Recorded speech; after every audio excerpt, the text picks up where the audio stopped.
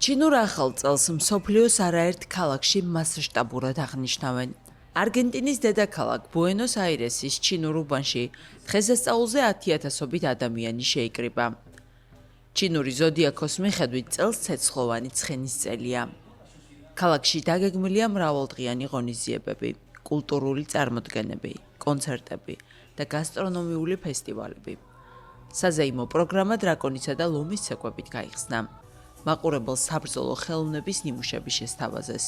ისმოდა მუსიკა ცოცხალი შესრულებით. ღონისძიებაში ჩინურ თემთან დაკავშირებული ასობით ბიზნესი და ორგანიზაციაა ჩართული.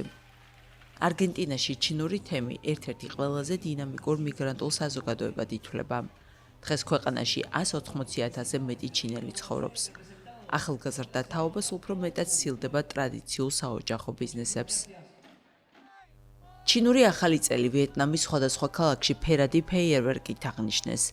ჩინური ახალი წელი ყველაზე მნიშვნელოვანი ყოველწლიური დღესასწაულია ჩინეთსა და აღმოსავლეთ აზიის იმ ქვეყნებში, სადაც დიდი ჩინური თემები ცხოვრობენ. ეს დრო ოჯახის წევრებთან და მეგობრებთან ერთად შეკრებისა და საზეიმო კერძების გასაზიარებლად არის განკუთვნილი.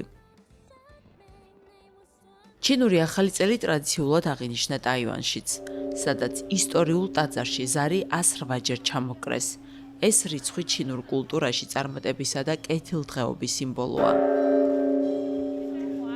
სადღესასწაულო განწყობა იგრძნობა მოსკოვშიც. რუსეთის დედაქალაქში ჩინურ ახალ წელს 2 კვირის განმავლობაში აღნიშნავენ. ქუჩები წითელი ფარნებითა და დრაკონის ფიგურებით მოირთო.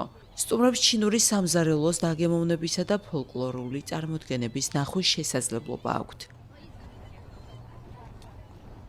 დღესასწაული ფართოდ აღინიშნა ჰონგ-კონგში, სადაც მოქალაქეები ტაძრებში სურნელოვან საკმაველს ანთებენ.